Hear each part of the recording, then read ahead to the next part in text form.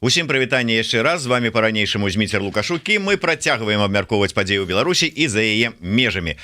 Ну што ж, упершыню у нас у новай іпастасі, можна сказаць, наш даўні і добры госць, але такім чынам, вітайце, кай ласка, дырэктара агенцтва еўраатлантычнага супрацоўніцтва, экс-дыпламат, былы прадстаўнік па замежных справах аб'яднанага пераходнага кабінета Валерый Кавалеўскі. Добрый дзень, спадар Валерый. Добрый дзень, дзякуй за запрашэнне. Ну вось я адразу праанансую, так бы мовіць, новыя іпастасі, назовём гэта так, спадара Валеры. Гэта, ну, безумоўна, тое, што я ўжо назваў, дырэктар агенцтва еўраатлантычнага супрацоўніцтва, але не толькі. Сёння у нас у эфіры у першым такім, так бы мовіць, выпуску спадар Валер будзе нашым пастаянным, рэгулярным экспертам, госцем нашай студыі. Раз на 2 тыдні мы будзем з ім абмяркоўваць знешнепалітычную павестку, дыпламатычныя там розныя супрацоўніцтва. Ну, карацей кажучы, ось як дыпламаты дасведчаны і як дырэктар агенцтва, мы будем и разважаць на усе гэтыя тэмы. Готовы, спадар Валерый? Я готова, дзякуй. Так, ну что ж, давайте, можа быть, пачнем, ведаеце з чаго? Тут будзе такое, як да дыпламата, пытанне. Калі узнялася хваля абмеркаванню, я троху ў гісторыю не бліжэйшыя падзеі, а вот скажем, вот як толькі у сувязі з увядзеннем чарговага апошняга пакета санкцый Еўрасаюза пачаліся вось гэтыя праблемы у беларусаў з закрыццём мяжы для пераезду машын з беларускімі нумарамі і гэтак далей. Ну, усе ведаюць гэтыя праблемы. Я пачуў такую фразу: нават дыпламаты гэтых краінаў, там Літвы, Латвіі, Эстоніі, Польшчы, не ведалі, як там, што там будзе адбывацца, якія меры прымаюцца і якія уводзяцца нарматывы. Маўляў, там, што ў Латвіі прымалі гэта адна служба, а дыпламаты нават не ведалі. Наколькі это магчыма? Я думаю, что это магчыма, бо так, ёсць рашэнні еўразвяза, але выконваюцца яны нацыянальнымі структурамі, асабліва калі гэта тычыцца перасячэння мяжы. Але тут я больш звярнуў бы ўвагу на тое, што это звязана з такой установкай, што санкцыі супраць рэжыму Лукашэнку за вайну павінны быць сінхранізаваныя з санкцыямі супраць Расіі. То бок гэта выглядае як адно з наступстваў таго, што так, сапраўды гэтыя санкцыі сінхранізуюцца, але варта таксама пралічваць рызыкі такіх установах, што сінхранізацыя можа весці да іншых нейкіх пабочных эфектаў, якія не прадугледжваліся тады, калі прымаліся такія падыходы. І тут таксама звяртаем увагу на тое, што, напрыклад, Польшча па-іншаму інтэрпрэтуе гэтыя правілы, як Літва ці Латвія. І ў гэтым сэнсе, канешне, азначаем больш такую узважаную і ліберальную палітыку Польшчы, якая ўсё ж такі не вводзіць такія строгія захады супраць беларускіх аўтамабілістаў.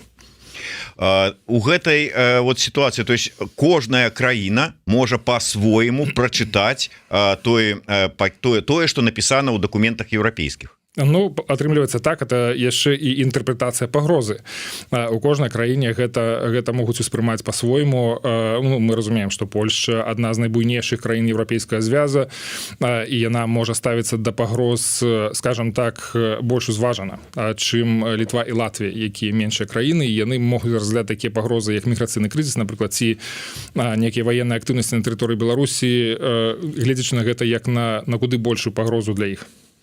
Вот усе такія, калі мы кажам пра нейкія такія вырашэнні такіх вось пытанняў, калі яны ўзнікаюць паміж там, ну, скажем, абмяжоўваюцца правы беларусаў, то гэтыя пытанні вырашаюцца, калі кажам, на дзяржаўным узроўні, там міждзяржаўным узроўні, дыпламаты тых ці іншых краінаў. Ну, на жаль, мы грамадства без дзяржавы. У нас ёсць нейкая дыпламатычная сапраўды служба, якая вось на такім вот узроўні магла б вырашаць гэтыя пытанні. Ёсць аб'яднаны пераходны кабінет, офіс Светланы Цехановскай таксама вядзе актыўную міжнародную працу і камунікуе па гэтых пытаннях. Пакуль мы бачым, што гэтыя алгарытмы не заўсёды спрацоўваюць. То бок у ідэале, і гэта адносіцца таксама да часу, калі я быў у кабінеце і займаўся міжнароднымі адносінамі, то заўсёды быў такі пасыл да нашых партнёраў: давайте мы будзем узгадняць тыя рашэнні, якія датычацца інтарэсаў Беларусі, нацыянальных інтарэсаў ці інтарэсаў грамадзян. Часам гэта спрацоўвала, часцей не спрацоўвала. спрацоўвала. І гэта таксама тая тэма, якую трэба адпрацоўваць, узмацняць гэтую каардынацыю з нашымі партнёрамі. Таксама разумеем, што часам нацыянальны інтарэс, асабліва інтарэсы нацыянальнай бяспекі нашых партнёраў, яны дамінуюць у гэтай размове і фактычна не пакідаюць шмат прасторы для того, каб каардынаваць гэта з дэмакратычнымі сіламі Беларусі. Ёсць вот вам бачыцца як эксперту сённяшняга вот з пазіцыі магчымасці ўсё ж таки давесці пазіцыю беларускага боку, скаардынаваць магчымасці, альбо тут как бы уже іншыя зусім ідуць размовы. Вот на першы план выходзяць менавіта пытанні нацыянальнай бяспекі, тым больш ну з кім размаўляць, ты ж не з дзяржавай размаўляеш, якая можа нейкія дзяржаўныя гарантыі даць табе пэўныя, а ну вот з грамадзянскай супольнасцю. А праблема ў тым, што часам дэмакратычныя сілы Беларусі нават не ведаюць пра тыя рашэнні, якія ўводзяцца. А калі яны ўжо ўведзеныя, абвешчаныя, то іх цяжэй, значна цяжэй адкруціць назад, чым калі яны яшчэ на этапе падрыхтоўкі. Таму мне здаецца, тут вельмі важна ўсё ж такі далей, калі ісці па гэтаму трэку санкцый супраць рэжыма, пралічваць магчымыя вось такія пабочныя эфекты, якія закранаюць інтарэсы людзей, але ніякім чынам не закранаюць інтарэсы рэжыма. Больш за тое, можна казаць, што такія абмежаванні на мяжы супраць фізічных асобаў, яны падыгрываюць рэжыму, які можа зноў там падымаць сваю гэтую мантру, што нікому вы ў Европе не патрэбныя. І гэта толькі ўзмацняе пэўныя пазіцыі рэжыма адносна дэмакратычных сілаў. Гэта таксама можа ўплываць і на настроі людзей, якія бачаць, што сапраўды на роўным месцы вырастаюць нейкія абмежаванні, якіх раней не было.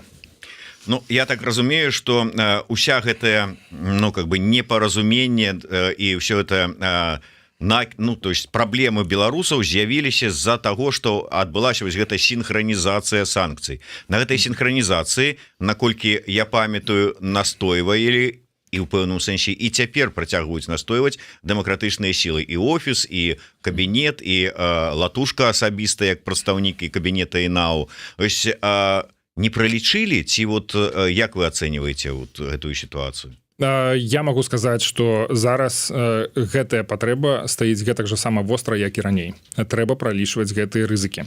Што адбудзецца ў выніку синхронізацыі санкцый, калі ёсць такія заклікі.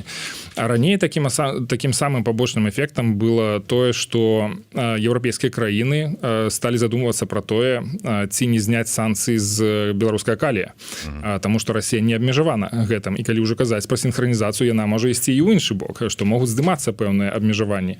І вось гэтая дыскусія наконт паставак беларускага калія, яна зацягнулася на шмат месяцаў на сённяшні дзень, і яна спыніла ў тым ліку і прагрэс у прыняцці рашэнняў па ўвядзенні новых абмежаванняў для рэжыма Лукашэнкі.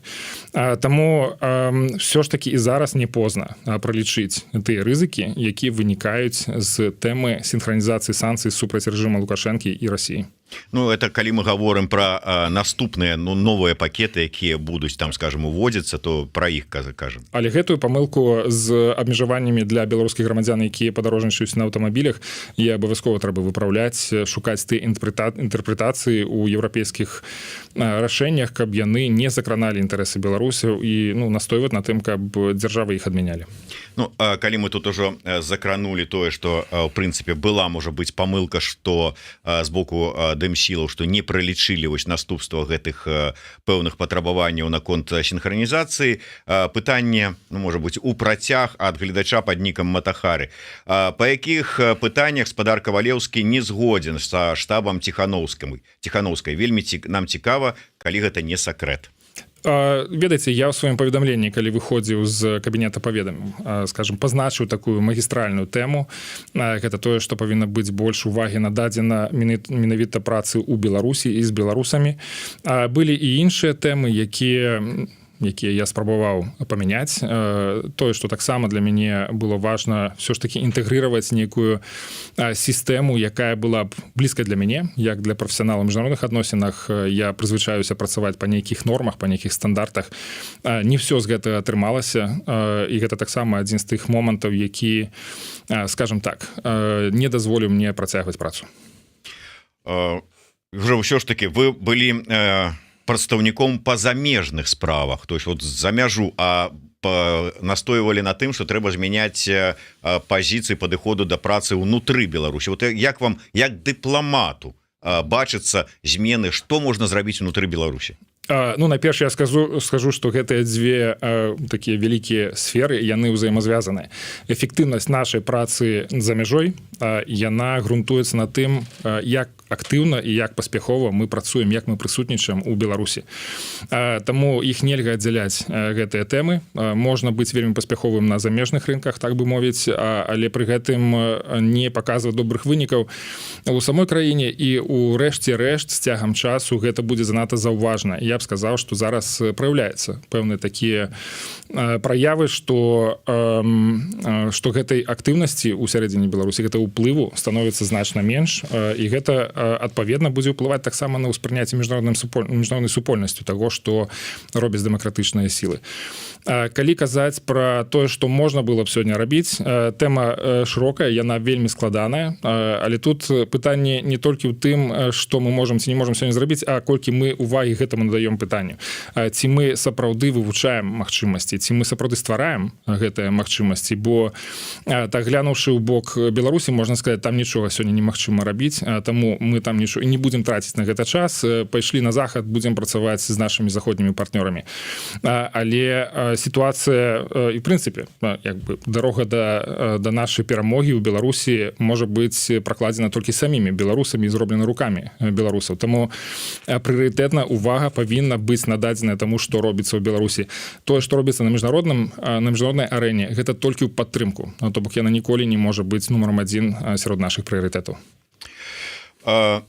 Так, давайте, можа быть, паколькі тут гледачы цікавяцца, перш чым мы пойдзем да іншай такой цікавай дыпламатычнай і міжнароднай тэмы, просто пытанне таксама троху ў гісторыю. Вожык Патрыёт пытаецца, ці разглядалася асоба Марыуса Гудзейлаціса на пасаду кіраўніка органа выдачы пашпартоў у Новай Беларусі, калі спадар Валер яшчэ працаваў над праектам? Так, сапраўды, гэтая кандыдатура была заяўленая, яшчэ некалькі іншых кандыдатаў былі, і я таксама удзельнічаў у сумоўі з гэтым дырэктарам, у яго нармальнае рэзюмэ, то бок яно можа пасаваць да гэтай пасады, але тут трэба разумець, якая будзе роля у гэтага дырэктара, дакладней, так, як я гэта бачыў у той момант.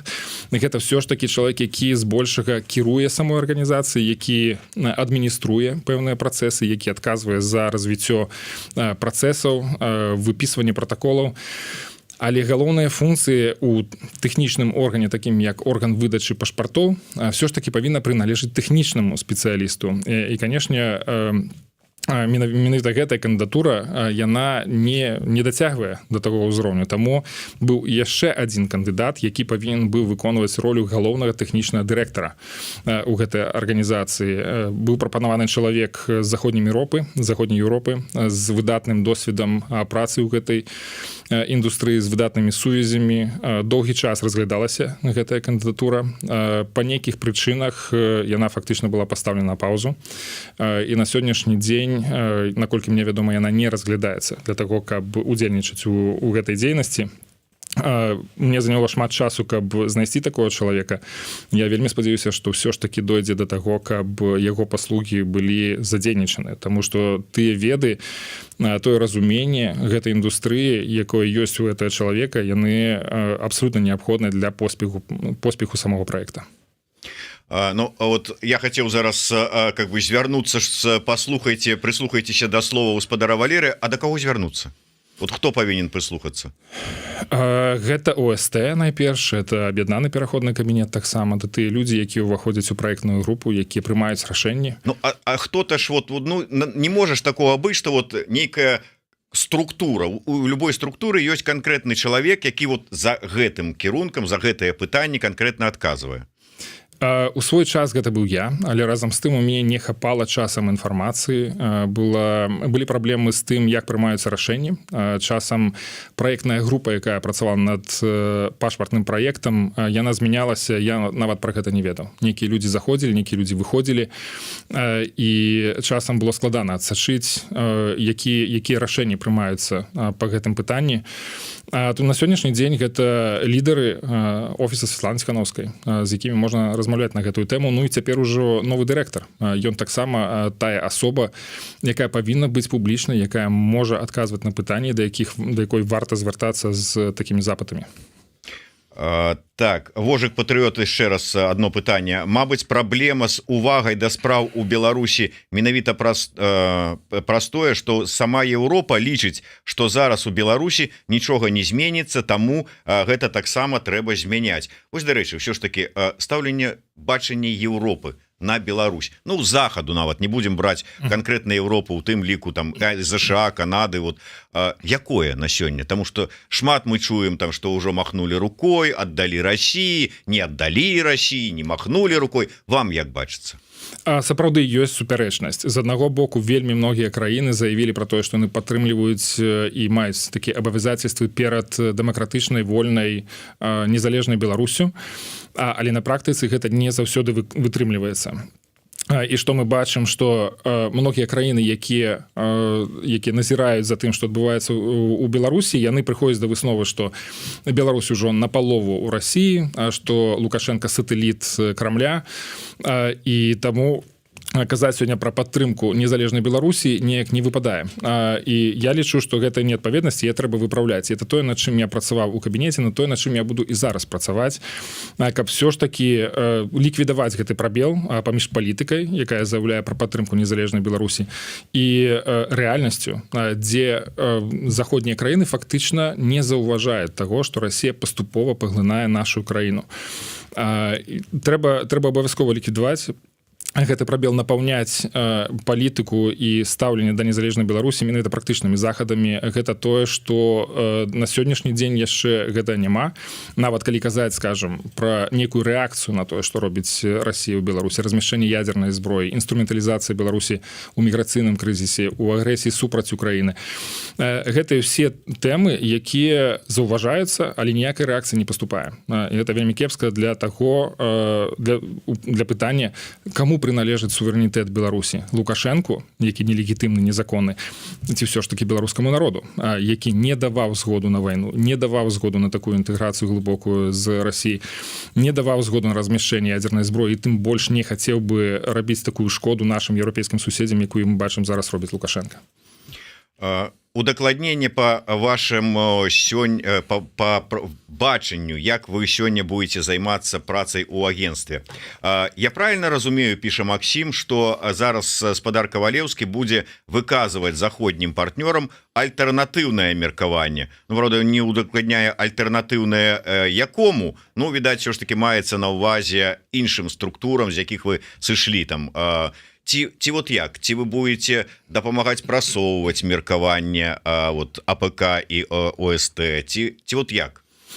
Добрае пытанне, дзякую за гэтую заўвагу. Насамрэч, тыя тэмы, тыя стратэгічныя мэты, якія стаяць перад дэмакратычным рухам, яны нязменныя. Гэта вызваленне Беларусі ад дыктатуры, гэта дэмакратычны транзіт, гэта вызваленне ад гэта непажаданага уплыву і прысутнасці Расіі на нашай тэрыторыі, гэта выхад з вайны. Гэта ўсе тэмы, якія абсолютна не супярэчлівыя. Это тое, што я буду адпрацоўваць. Іншая справа, што кожнае з гэтых пытанняў яно патрабуе ўвагі, яно патрабуе дыпламатычнай працы, яно патрабуе куды больш глыбокага удзелу ў такіх працэсах і размову з нашымі партнёрамі. І гэта тое, на што на сённяшні дзень, як мне здаецца, патрэбна значна больш намаганняў, чым тое, што можа рабіцца кабінетам ці офісам. Таму задача, напрыклад, і еўраатлантычнай інтэграцыі для Беларусі, яна вельмі шырокая. Гэтым тут не абыдзешся адным агентствам ці нават 2 і 3. Гэта тэма для ўсяго дэмакратычнага руху, для тых беларусаў, якія зацікаўлены ў тым, каб Беларусь заставалася незалежнай краінай, вольнай краінай, еўрапейскай краінай. Тут ёсць месца і для грамадзянскай супольнасці, і для палітычных структур, і для медыа. Ну, тут з майго боку я не бачу, каб былі нейкія супярэчанні у маёй працы у параўнанні з тым, што робяць палітычныя структуры. Так, шмат пытанняў, але выбачайце, шаноўнае гаспадарства, я разумею, што вас цікавіць і пытанне пашпарта яго будучыні і адносіны там гаспадара Кавалеўскага і гаспадара Латушкі, але мне больш цікавіць ўсё ж і гэта таксама, але найперш пытанні звязаныя з міжнароднымі адносінамі і дыпламатам, і вельмі таксама нашумелая, рэзанансная сітуацыя, гэта вызваленне, якое абмен, які зараз зараз быў зладжаны. Я ўжо чую такія выказванні, што ў прынцыпе, нягледзячы на тое, што было агучана, што шмат краінаў, якія там тым ці іншым чынам спрычыніліся да гэтага адмену, то ўсё ж таки асноўныя былі гульцы, гэта ЗША і Расія, а ўсе астатнія дзесьці там дапамагалі, суправаджалі, былі там на падтанцоўках і гэтак далей. Але як вам бачыцца сам гэты абмен і найперш галоўнае тое, вот з дыпламатычнага пункту гледжання, што беларусы ніякім чынам, беларускія дэмакратычныя сілы, беларускае пытанне беларускіх палітвязняў ніяк не было у гэтым абмене агучанае. Ёсць рознае меркаванне датычна таго, наколькі раўнаважным быў гэты абмен, калі невінаватых людзей, якія сядзелі ў турмах, абмянялі на вінаватых рэальна злачынцаў, якія далей будуць наносіць шкоду, але я б у прынцыпе ацаніў гэту аперацыю як станоўчую. Ўсё ж такі вызваленыя людзі, якія не павінны былі быць у турмах. Гэта таксама пэўны прыклад таго, што Расія і Злучаныя Штаты могуць знаходзіць дамоўленасці. Это важно все ж таки, калі супрацьлеглыя бакі знаходзяць сабе такія сілы і могуць дамаўляцца, тым больш у такім шырокім канцэрце, калі у гэтым паўдзельнічала ўсяго 7 краін. Тое, што мы не апынуліся на радарах, то, што мы не апынуліся у спісе вызваленых, я маю на увазе беларускіх палізняволеных, гэта, конечно, кепская навіна. Я думаю, што гэта больш чым дастатковая нагода ставіць пытанне перад нашымі партнёрамі, чаму так не адбылося.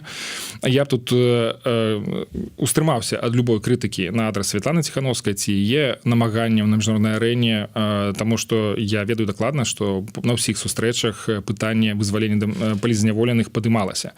Іншая справа, як нас чуюць партнёры, што яны чуюць, і ці падумалі яны ў той момант, калі трэба было заключаць эту дамоўленасць пра тое, што чакайце, ёсць жа ж яшчэ вельмі моцныя і важныя фігуры, якія мы маглі б на сённяшні дзень вызваліць з палону рэжыма Лукашэнкі і уключыць у гэтую здзелку. На жаль, гэта не адбылося. І на сённяшні дзень мы, конечно, не можам адкруціць гэтую сітуацыю назад, але мы можам скарыстацца гэтымі аргументамі для таго, каб ставіць пытанне перад нашымі партнёрамі, замежнымі партнёрамі яшчэ больш прынцыпова і катэгарычна, што нам трэба дапамога, трэба іх рэальныя здольнасці, іх рэсурсы для таго, каб дамагацца вызвалення палітычных зняволеных. То бок я тут заглядаю на першу будучае, як можна вось гэтае адчуванне, скажем так, адказнасці за неўключэнне беларусаў у спіс выкарыстаць для таго, каб все ж таки праца па вызваленні палітычных зняволеных беларускіх рухалася хутчэй. Я ведаю дакладна, што многія заходнія дыпламаты адчуваюць пэўную віну за тое, што гэта не здарылася. Ну, глядзіце, сапраўды, спадар Валер, у нас ёсць, ну, как бы у актыве некалькі сустрэчаў Ціхановскай з прэзідэнтам США. У нас ёсць сустрэчы у ЗША тым жа самым на вельмі высокіх узроўнях, там Кангрэс, Дзярждэп, там і гэтак далей, гэтак далей. У нас ёсць стратэгічны дыялог. У нас ёсць хросныя палітвязняў па ўсім свеце, ва ўсіх парламентах света. І нічога не атрымалася па выніку. Гэта, ну, вот, как бы, пра што сведчыць? Можа, праў ваш калега Мацукевіч, калі сказаў, што гэта сведчыць пра тое, што, ну, как бы, нас не ўспрымаюць сур'ёз. Я б тут, можа быць, трохі па-іншаму паглядзеў на гэтую сітуацыю. У самім Вашынгтоне расійская апазіцыя заўсёды будзе гучаць больш важка, у прынцыпе, як і Расія. Бо гэта прынцыповы апанент Злучаных Штатаў, асабліва на гэтым этапе, і будуць прыкладацца найперш намаганні для таго, каб надаць ім увагу вось гэтым праблемам. Беларускія дэмакратычныя сілы ў гэтым сэнсе вядомыя, нас падтрымліваюць, ёсць салідарнасць, але з палітычнага пункту гледжання для амерыканцаў значна важней дамагчыся поспехаў менавіта ў двухбаковым дыялозе, ў такіх праблемных сітуацыях менавіта з Расіяй. Але ж ўсё ж такі ёсць, напрыклад, калі ўжо так вот, ладно, ёсць Юрай Зяньковіч, чалавек з амерыканскім пашпартам, умоўна кажучы. Ну, уже не кажам нават пра Бяляцкага, нобелеўскага лаўрэата. Ну, і няўжо вот гэтыя імёны неякім чынам тут хаця бы за пашпарта, тут за нобелеўскай прэмію не ўзнікалі? Гэтых імёнаў вельмі шмат, і тыя тысячы людзей, якія знаходзяцца зараз у заключэнні ў Беларусі, многія з іх вельмі добра вядомыя на захадзе, пра іх рэальна дбаюць, пра іх ведаюць і жадаюць ім вызвалення, стараюцца штосьці рабіць. Гэтых намаганняў на сённяшні дзень апынулася недастаткова. Можна таксама ўзгадаць і Марыю Калеснікаву, якая вельмі блізкая для немцаў, яны таксама пра яе вельмі клапоцяцца, ці Польшча, якая прынцыпова дамагаецца вызвалення Анджэя Пачобута, ідзе на такія даволі прынцыповыя сур'ёзныя крокі, каб дамагчыся гэта. І ў іх таксама не атрымалася дамагчыся гэта выніку. І тут я б якраз такі прывёў прыклад Польшчы. Звярнуць на гэта ўвагу, што яна была часткай гэтай аперацыі, але ім не атрымалася ўключыць імя Анджэя Пачобута ў гэты спіс. Я так разумею, что это ж такія працэсы, такія абмены не арганізоўваюцца там за тыдзень і нават за месяц. Гэты працэс быў доўгі. Вы былі на пасадзе ўсё ж таки прадстаўніка аб'яднанага пераходнага кабінета па замежных справах. Вы у ЗША ведаеце там шмат сур'ёзных людзей, скажем так, палітыкаў, вы арганізоўвалі і гэтыя самыя стратэгічныя ідэалогіі, то есть вы ведалі про тое, што такі абмен рыхтуецца і што можа быць, можна было б неяк туды паспрабаваць далучыцца?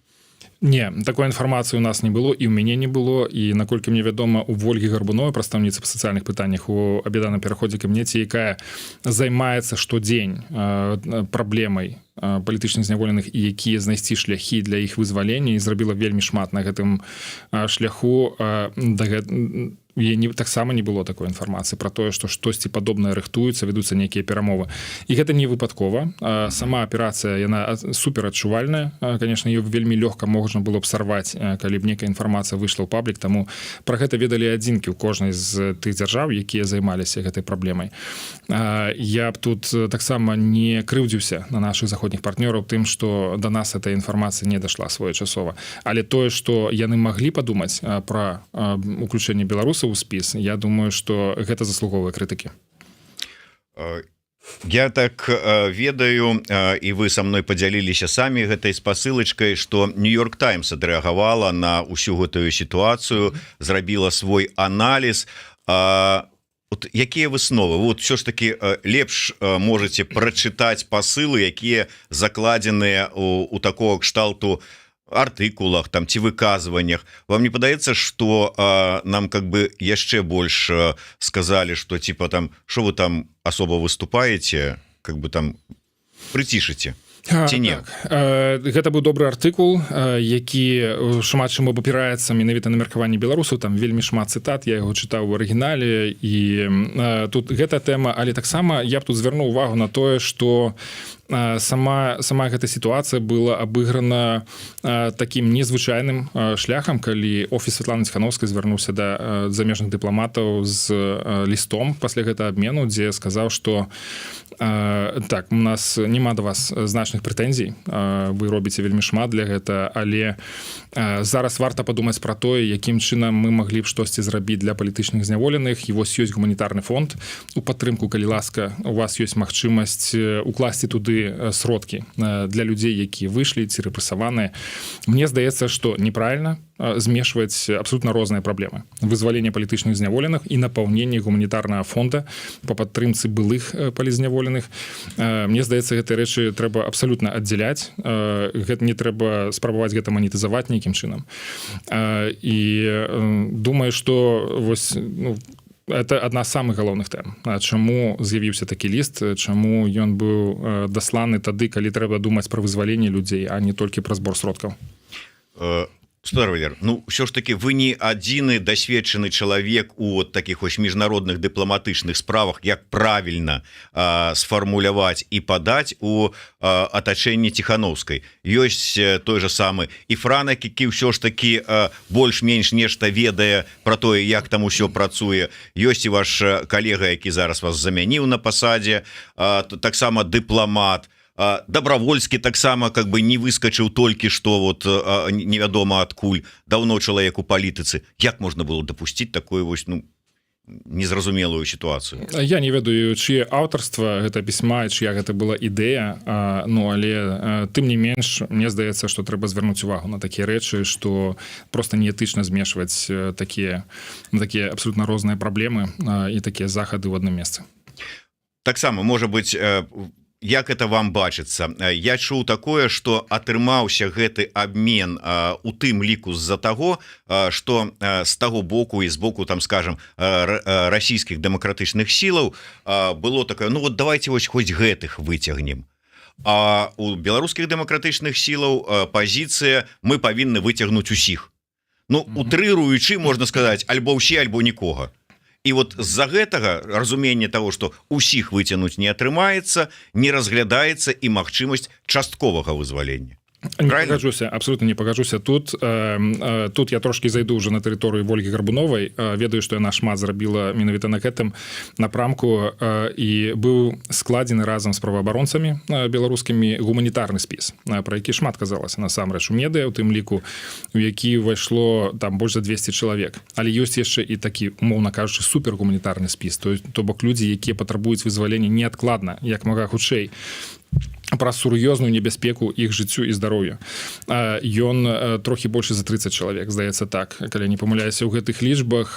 То бок ёсць таксама спроба все ж таки звузіць вось гэтае поле людзей, якія патрабуюць вызвалення. Усе яны не вінаватыя, усе яны павінны быць вольнымі, але тым не менш некаторым з іх трэба быць вызвалены як мага хутчэй. І гэта інфармацыя таксама даводзілася да ўсіх нашых партнёраў і ў заходняй Еўропе, і ў Злучаных Штатах. Добра, на, можа быць, завяршэнне гэтай менавіта вот тэмы, можа быць, ну вот вы ж ведаеце, як яно працуе. Часам бывае, не ў тую дзверу увайшоў, не ў тое акенца спіс перадаў, ну і как бы і справа і заглохла, і не пайшла. Можа быць, сапраўды так і адбылася, не туды грукаліся? Яшчэ ў чэрвені Святлана Ціхановская сустракалася у Вашынгтоне з Джейкам Саліванам. Гэта дарадца па нацыянальнай бяспекі прэзідэнта Злучаных Штатаў. Это той чалавек, які кіраваў усёй гэтай аперацыі. То бок не сказаць, што ў нас не было магчымасці размаўляць менавіта з тымі людзьмі, якія ведаюць пра аперацыю, кіруюць ёй і прымаюць рашэнні па гэтай аперацыі. Чаму так атрымалася, што тая сустрэча не дапамагла у гэтым пытанні? Зноў жа, я маю сумнеў, што Джейк Саліван дзеліўся б такой інфармацыяй на той сустрэчы, бо яна сапраўды сакрэтная была. Ну, але тым не менш, вось нейкім чынам да яго не дайшло, што гэта выдатная нагода для таго, каб вызваліць хоць каго-небудзь. Калі б гэта было на дзяржаўным узроўні, то кіраўнік дзяржавы у дачыненні сваіх дыпламатаў сказаў: вы гэта правал. Вот можна сказаць, што гэта правал, умоўна кажучы, там замежнай дыпламатычнай службы дэмсілаў беларускіх? Не, я не пагажуся, што гэта правал. Усё ж такі інфармацыя даводзілася на самых розных узроўнях, даводзілася на працягу працяглага часу і даводзілася тым людзям, якія сапраўды могуць прымаць рашэнні. Чаму гэта не спрацавала? Я думаю, тут таксама трэба размаўляць з нашымі партнёрамі, разбірацца, што адбылася, але таксама і выкарыстоўваць гэтую сітуацыю для таго, каб настойваць на тым, каб было зроблена больш. Пытанне палітвязняў, але пытанне дыпламатыі, замежных дыпламатаў у тым ліку, то есть вот патлумачце мне, як яно насамрэч працуе. Вы былі на канферэнцыі, вы на ўласныя вушы чулі словы Андрэя Ягорова наконт таго, што можа быць трэба там частковая легітымацыя, легітымізацыя. Як яно правильно? І так, я думаю. І так. Добра. Але галоўнае, каб палітвязні пачалі выходзіць. Потым і Ягораў, і Вольга Лойка былі у нас у мяне тут у эфіры, і яны патлумачылі, што размова ідзе пра тое, што заходнія дыпламаты, заходнія краіны ўжо гатовыя вярнуць сваіх дыпламатаў у Мінск. Не ўсе. Але паціху вот нібыта гэты працэс можа пачацца. Ад нас ён не залежыць. Але мы павінны скарыстацца гэтым момантам, каб хаця б дыпламаты вярнуліся не проста так. То вот он прыехаў усё, каб гэта ўсё ж такі неяк спрацавала на карысць вот тых людзей, якія знаходзяцца за кратамі. Як это працуе? Ці сапраўды вот такое магчыма? То есть, ну, па-першае, ці сапраўды дыпламаты, вот ёсць, можа, інсайды, якія дыпламаты асобных краін ужо там пакуюць чемаданы, і ці сапраўды магчымыя такія ўмовы? Тут найперш пытанне, што будуць дэмакратычныя сілы ведаць пра такія рашэнні, ці іх паставяць перад фактам, ці ўсё ж таки будзе нейкі дыялог, будзе нейкае ўзгадненне. Я не выключаю такой сітуацыі, што некаторыя краіны могуць пайсці па гэтым шляху і сказаць: мы зацікаўлены ў тым, каб у нас там быў амбасадар. Тут мы прызнаем дзяржаву, нас менш цікавіць статус лідара, а для нас важна быць на зямлі. Для нас важна ўдзельнічаць, важна прысутнічаць, і гэта адпавядае нашым нацыянальным інтарэсам. Пытанне ў тым, ці вось з гэтай навіной, ці з гэтым рашэннем прыйдуць да дэмакратычных сіл і скажуць: у нас такая сітуацыя, мы хочам, каб вы пра гэта ведалі, бо для вас это прынцыповая пазіцыя. І таму давайте будзем думаць разам, як можна скарыстацца гэтым, якім чынам можна дапамагчы ў вырашэнні іншых нейкіх праблем, напрыклад, праблема палітычных зняволеных. То бок гэты момант ён можа прыйсці, і ў гэтым сэнсе дэмакратычным сілам Беларусі трэба быць падрыхтаванымі да таго, каб весці дыялог, бо цалкам магчыма, што да нас прыйдуць з інфармацыяй: рашэнне прынятае, яно будзе выконвацца, вы не можете гэта спыніць, давайте думаць, што мы з гэтым можам зрабіць. Праз вось гэтым шляхам, які прапаноўвае Егораў, ўсё ж таки варта пайсці, вот як вы яго ўспрымаеце?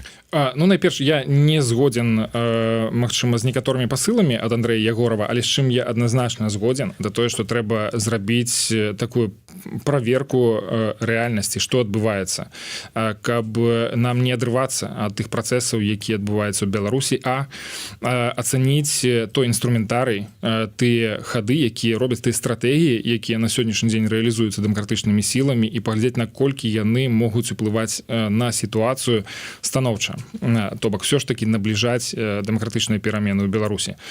Я думаю, што вось гэтыя два такія моцныя пасылы, яны абсалютна прыналежаць гэтаму часу. Нам трэба думаць пра тое, ведаць лепш сітуацыю ў Беларусі і думаць пра тое, якім чынам можа змяняцца наша стратэгія для таго, каб быць сапраўды ўплывовымі і прыводзіць да нейкіх зменаў.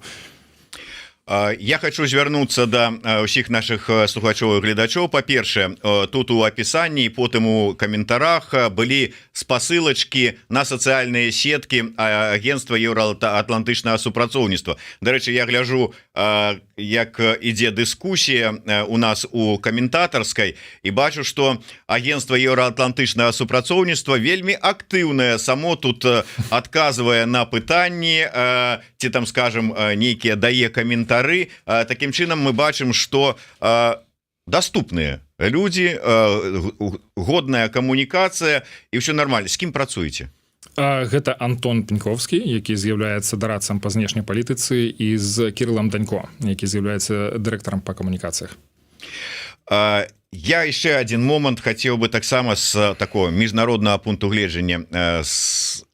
Прынятае рашэнне на протокол подпісаны падчас канферэнцыі, і вось гэты нюанс, які кажа про тое, што да правядзення сапраўды свабодных выбарах у Беларусі Светлана Тихановская застаецца нацыянальным лідарам.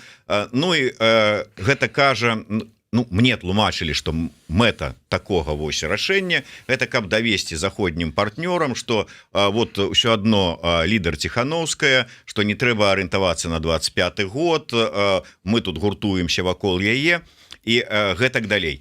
І тут два нюансы: ці сапраўды такі пасыл трэба было даваць заходнім партнёрам, у звязку там з 25 годам, з выбарамі так званымі, якія там будуць праходзіць, ці не трэба было, это было залішняе. І другое, я думаю, што вы бачылі заяву, якую зрабіла фракцыя беларусы, найперш Прокоп'еў, Егораў і Кныровіч, пра тое, што Тихановская павінна пацвердзіць свой мандат у 25 годзе любым там чынам. Что вы скажете? Павінна пацвярджаць, не павінна, патрэбна гэта заходнім партнёрам? Шырокае пытанне, можа быць не одно, але калі ласка. Не, это вельмі важное пытанне, яно тычыцца нас усіх дэмакратычнага руху, хаця я тут падкрэслю, што гэты пратакол быў падпісаны між трыма структурамі палітычнымі. Я не думаю, што ён павінен закранаць інтарэсы ўсяго дэмакратычнага руха ці адлюстроўваць пазіцыю ўсяго дэмруха. Нават мы бачым, што ў Координацыйнай радзе ёсць іншыя меркаванні. Я пачынаў працаваць над гэтым пратаколам год таму. Калі... вот оно, оказывается, что вот крестный отец. Я штосьці ведаю пра гэты пратакол. Сапраўды ён распрацоўваўся яшчэ паміж, ён быў павінен быць двухбаковым, АПК і Координацыйная рада. Тады гэтай нормы не было. І праца была фактычна зробленая, але пратакол не быў прыняты, таму што мы набліжаліся да выбару ў Координацыйную раду, і мы падумалі, што не варта прымаць гэты пратакол, бо будзе новы склад. Пасля таго, як адбыліся, дакладней яшчэ да таго, як павінны былі адбыцца выбары ўжо ў Координацыйную раду ўжо праз галасаванне, то з'явілася ідэя таго, каб гэта быў трохбаковы пратакол, каб уключыць туды офіс Святланы Ціхановскай. Бо ўсё ж такі гэта адзін з самых галоўных, самых моцных ресурса такім забяспечаных структур, і нельга апускаць іх, выключаць з гэтай формулы. З красавіка вялася гэтая праца, і я да выхаду з кабінета фактычна да самага канца я таксама ўдзельнічаў у гэтай працы. Там не было гэта пункта, там бы не было гэта палажэння, калі б яно было, я б пярэчыў уключэнню такого пункта, таму што мы тут пытанне не пасыла для замежных партнёраў, тут пытанне пасыла для дэмакратычнага руху Беларусі, для саміх беларусаў. Што мы хочам гэтым сказаць? Мы не павінны спрабаваць уразіць нашых замежных партнёраў. Мы найперш павінны працаваць са сваімі людзьмі, са сваімі структурамі, з дэмакратычным рухам, які зноў жа не толькі ўключае палітычныя структуры. У самім дэмакратычным руху дзесяткі і сотні тысяч чалавек. І калі не пытацца іх меркавання, іх пазіцыі па такіх пытаннях, то фактычна мы можам казаць, што палітычныя структуры аддаляюцца не толькі ад Беларусі, але ад самого дэмакратычнага руху. Ізалююцца ў гэтым, закукліваюцца ў гэтым працэсе. Другое палажэнне, якое таксама, з якім я яго бачу у пратаколе, у праекце пратакола, і я з ім быў незгодным, я выказваў гэтую незгоду да самого моманту выхаду, это пра тое, што спрэчкі паміж структурамі павінны вырашацца такім чынам, што апошняе слова, калі не вырашаюцца спрэчкі, яно прыналежыць Святлане Ціхановскай. Фактычна мы бачым сітуацыю, калі вось гэта права судзіць і выносіць вердыкты перадаецца ў рукі аднаму чалавеку. Болей за тое, ўсё ж такі мы разумеем, што офіс Святланы Ціхановскай гэта актыўны суб'ект ва ўсіх пытаннях, фактычна ўдзельнічае ва ўсіх справах, і заўсёды будзе мець свой інтарэс у тых ці іншых спрэчках. І мне здаецца, што гэтую менавіта прапанову яе трэба мяняць. Ці адмяняць, ці знаходзіць нейкі іншы механізм. Гэтаксама, як і палажэнне пра тое, што мандат Святланы Ціхановскай будзе да наступных вольных выбараў. Гэта можа быць год, можа 5 гадоў, 10-15 гадоў.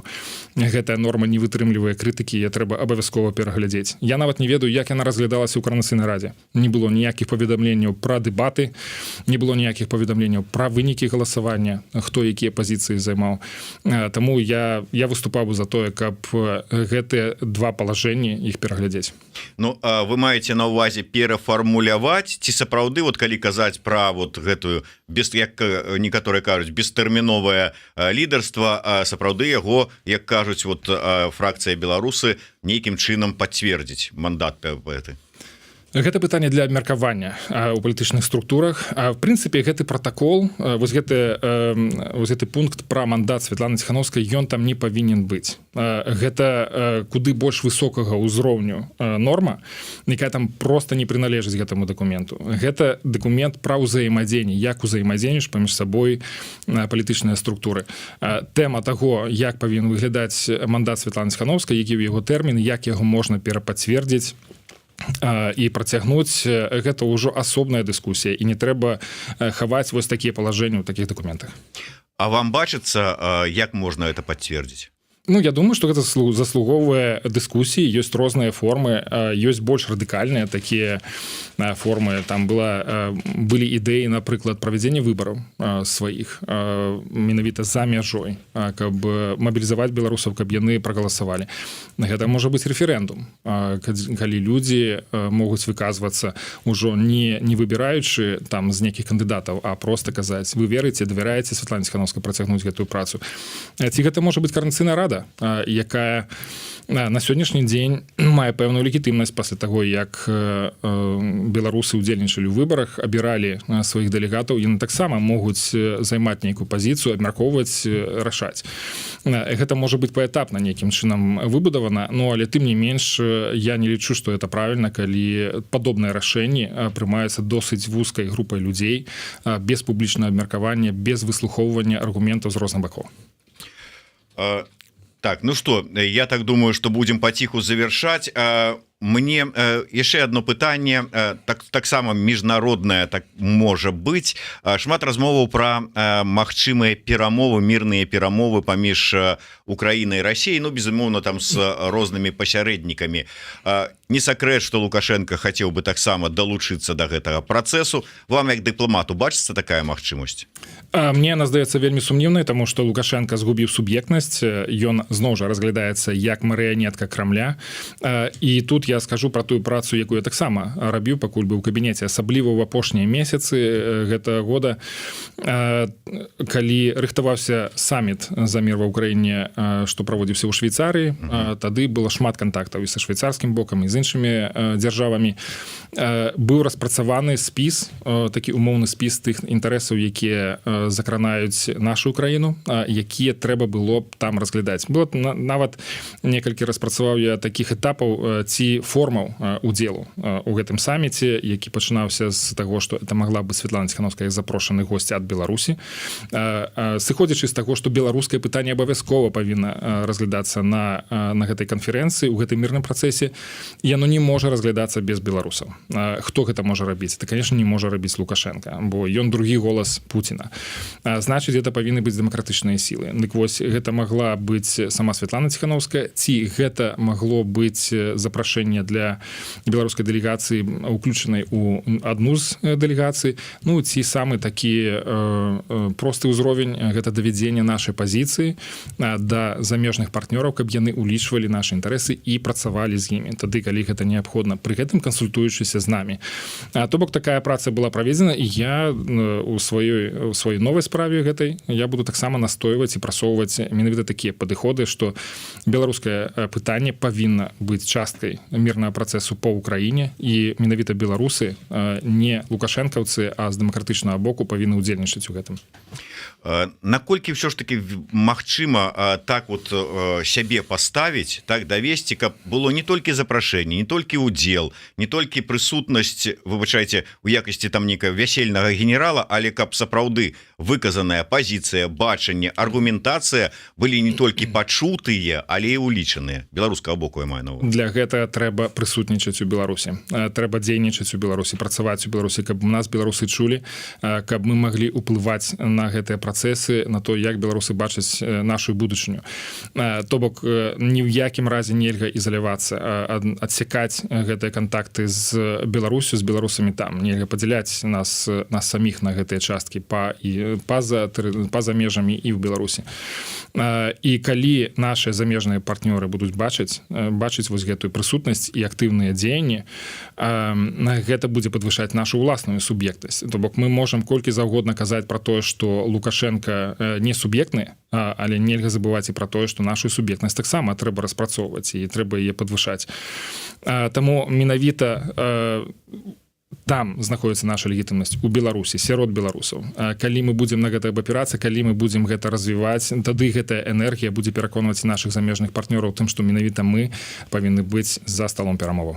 А як вам бачыцца праца МЗС Беларусі апошнім часам, ну, как бы здолела неяк перабудавацца, паспрабаваць перахапіць ініцыятыву ў тых же самых дэмсілаў на пэўных накірунках ці не?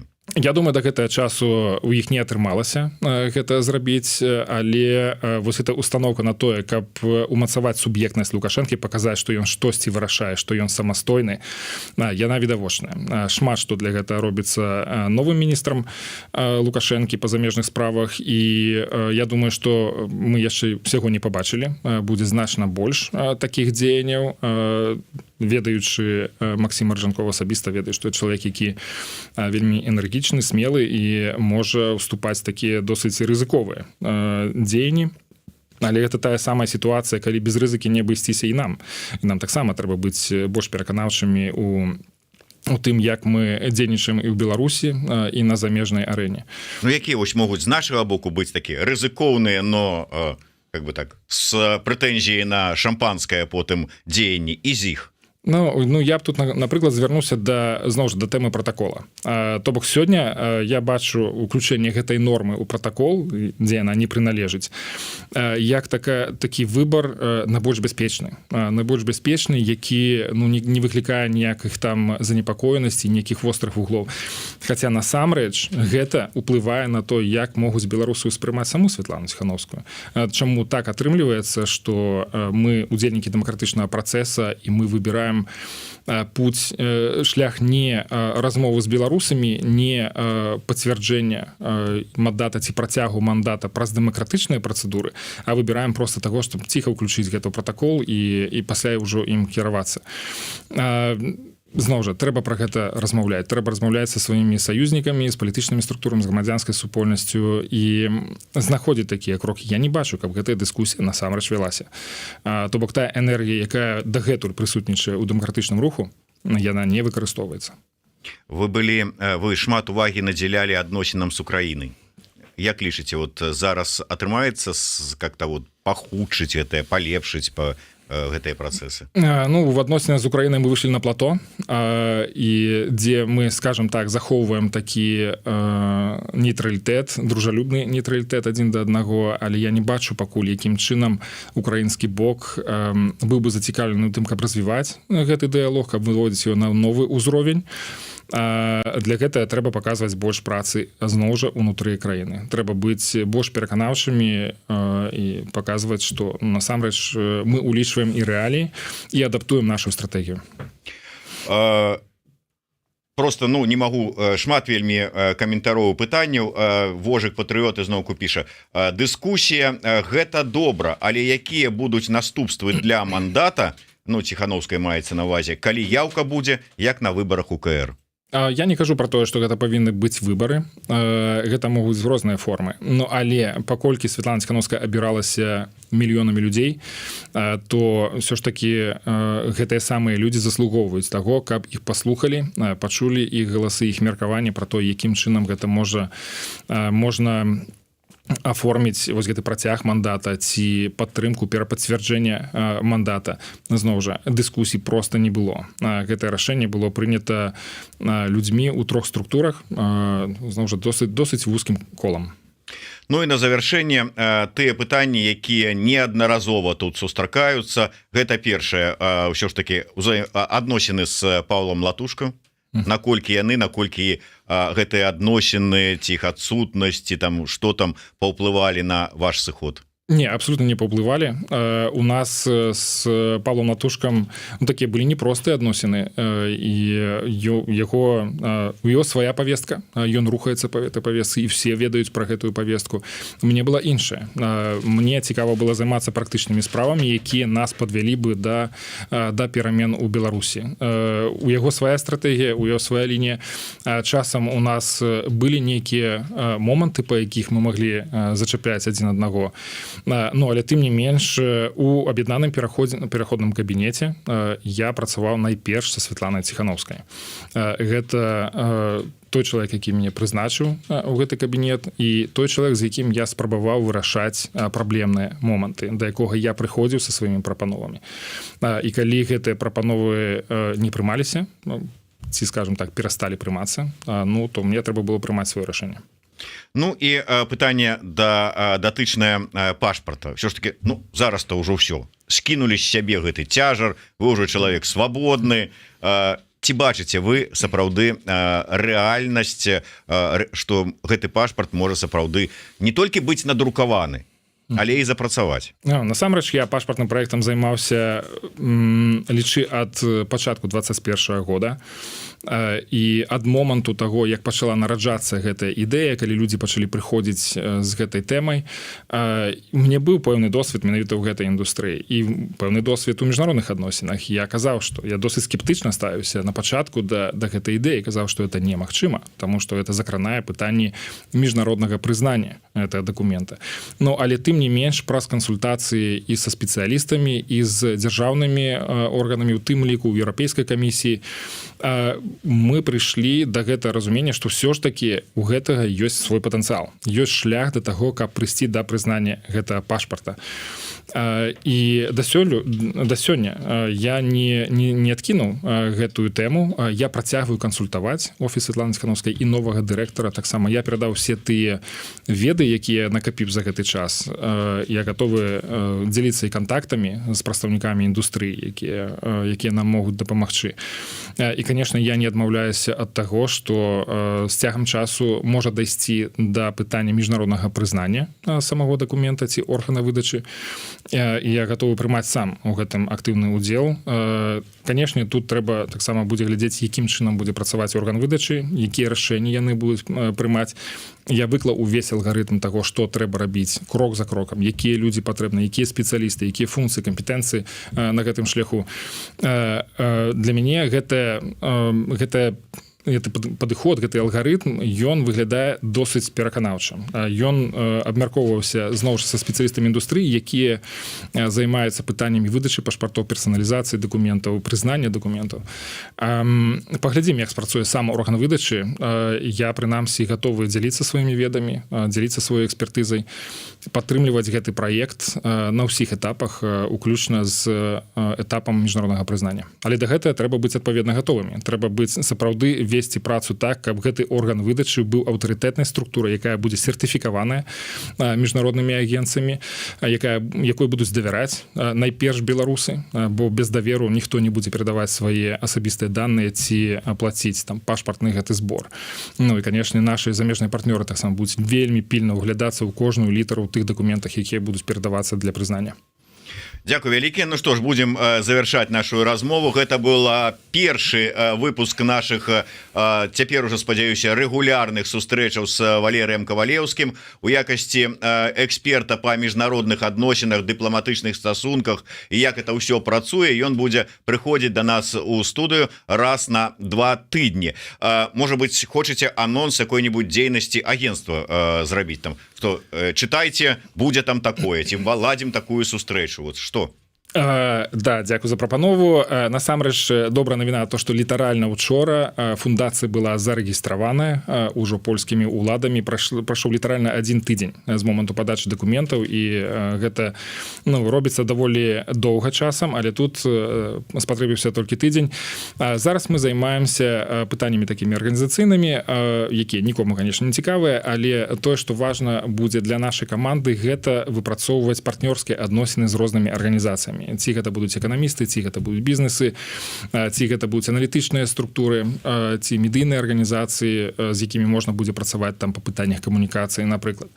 То бок мы зараз распрацоўваем вось гэтую сетку такіх партнёрскіх адносінаў, таму што сама еўраатлантычная інтэграцыя Беларусі, яна не можа рабіцца аднымі сіламі. Это павінна быць такім народным рухам. І тое зараз мы таксама рыхтуемся да некалькіх міжнародных мерапрыемстваў. Гэта будзе Глобсек, канферэнцыя па бяспецы. Раней яна праходзіла заўсёды ў Славакіі, зараз яна будзе праходзіць у Празе. І другое мерапрыемства это форум по стратэгічнай бяспецы у Славеніі, дзе таксама яны там ідуць адзін за адным гэтыя форумы. То бок гэта будзе такі важны этап у устанаўленні самой арганізацыі, калі мы інфармуем пра сваё сваё знаходжанне ў гэтай прасторы, што мы будзем гатовы да партнёрскіх адносінаў. З гэтага пункту гледжання тая сама канферэнцыя Новай Беларусі ў Вільні была таксама для мяне вельмі паспяховай, бо там я мог пабачыць вельмі многіх і беларускіх актараў і замежных дыпламатаў, якія былі вельмі зацікаўлены ў тым, што гэта за ініцыятыва, чым яна будзе займацца, якім чынам мы можам узаемадзейнічаць адзін з адным. Ну вось бачите, говорит, сетку будем вот тут распрацоўваць, рыхтаваць, і Еўрарада ўжо потрапіла, апынулася ў гэтую сетку. Рады гэтаму. Дзякую. Дзякую вялікі. Валерый Ковалевскі, Зміцер Лукашук. Слухайте, глядзіце, подписывайтеся на сацыяльныя сеткі агентства еўраатлантычнага супрацоўніцтва. Ну і безумоўна не забывайте про YouTube канал Еўрарада. Подписывайтеся, натискайте на звоночек, расширвайте, пишите комментары, задавайте пытанні. Не все безумоўна пытанні магу зачытаць, не ўсё магу адсачыць, але тым не менш, дзякуй вялікі, да сустрэчы, жыве Беларусь. Жыве.